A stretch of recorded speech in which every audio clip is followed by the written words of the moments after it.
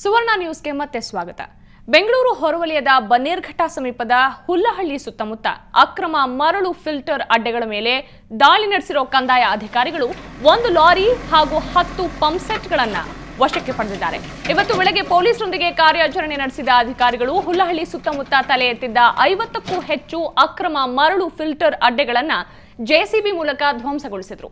ಇನ್ನು ಈ ಸಂಬಂಧ ಬನ್ನೇರ್ಘಟ್ಟ ಪೊಲೀಸ್ ಠಾಣೆಯಲ್ಲಿ ಪ್ರಕರಣ ದಾಖಲು ಮಾಡಲಾಗಿದೆ.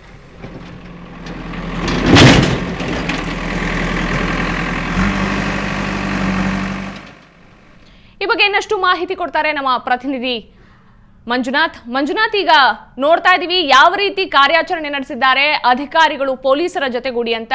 ಏನಿದೆ ಈ ಕಾರ್ಯಾಚರಣೆ ಬಗ್ಗೆ ಡೀಟೇಲ್ಸ್? ಸಂಗೀತ, ಏನು ಬೆಂಗಳೂರು ಸುತ್ತಮುತ್ತಲು ಈ ಒಂದು ಅಕ್ರಮ ಮರಳು ಫಿಲ್ಟರ್ ದಂಧೆಗಳು ನಡೀತಲೇ ಇದೆ. ಆಗಿಂದಾಗಿ ಅಧಿಕಾರಿಗಳು ದಾಳಿಗಳನ್ನ ನಡೆಸಿದ್ರು ಸಹ ಇವರು ಬೇರೆ ಬೇರೆ ಸ್ಥಳಗಳನ್ನ ಹುಡುಕೊಳ್ತಾರೆ. ಮಣ್ಣನ್ನ ಅಗೆದು ಅದನ್ನ ಫಿಲ್ಟರ್ ಮಾಡಿದ್ದಾನೆ ಮರಳನ್ನ ತಯಾರಿಸ್ತಾ ಇದ್ದಾರೆ. ಇದು ಬೆಂಗಳೂರಿನ ಸುತ್ತಮುತ್ತ ನಡೀತಾ ಇರ್ತಕ್ಕಂಥ ಎಲ್ಲ ಕಟ್ಟಡ ನಿರ್ಮಾಣಕ್ಕೆ ಇಲ್ಲಿಂದ ಸರಬರಾಜು ಮಾಡ್ಲಾಗ್ತಾ ಇದೆ. ಕಾರಣ ಏನಂತಂದ್ರೆ ಈಗಿನ ಏನು ನೈಸರ್ಗಿಕವಾಗಿ ಸಿಗುವಂತಹ ಮರಳು 50-60 ಸಾವಿರ ರೂಪಾಯಿ ಮೇಲೆ ಪಟ್ಟಿದೆ. ಹಾಗಾಗಿ ಈ ರೀತಿಯಾದಂತಹ ಕೃತಕ ಮರಳನ್ನ ತಯಾರಿಸಿದ್ದಾರೆ. ತಮ್ಮ ಅವ್ಯಾಹತವಾಗಿ ತಮ್ಮ ದಂಧೆಯನ್ನ ಮುಂದುವರೆಸಿದ್ದಾರೆ.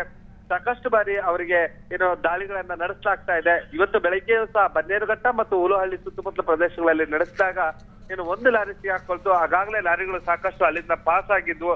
ಕಾರಣ ಏನು ಮಾಹಿತಿ ಸೋರಿಕೆ ಆಗಿರ್ಬೋದು ಅನ್ನೋಂತ ಅನುಮಾನ ಕೂಡ ನಮ್ಮನ್ನ ಕಾಡ್ತಾ ಇದೆ. ಇನ್ನು ಉಳಿದಂತೆ ಏನು ಇಲ್ಲಿ ಯಾವೊಂದು ಮರಳು ಫಿಲ್ಟರ್ಗೆ ಬಳಸಲಾಗಿರ್ತಕ್ಕಂತ ಎಲ್ಲ ಪಂಪ್ ಸೆಟ್ಗಳನ್ನ ನಾಶ ಮಾಡಲಾಗಿದೆ ಮತ್ತು ಆ ಒಂದು ಮಣ್ಣು ಗುಡ್ಡಗಳನ್ನು ಸಹ ನಾಶಪಡಿಸಲಾಗಿದೆ.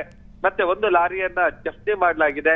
ಈ ಸಂಬಂಧ ಮಾಲೀಕರ ಮೇಲೆ, ಆ ಒಂದು ಜಮೀನಿನ ಮಾಲೀಕರ ಮೇಲೂ ಸಹ ಬನ್ನೇರುಘಟ್ಟ ಠಾಣೆಯಲ್ಲಿ ಪ್ರಕರಣ ದಾಖಲು ಮಾಡಲಾಗಿದೆ. ಸಂಗೀತ, ಥ್ಯಾಂಕ್ ಯು ಮಂಜುನಾಥ್.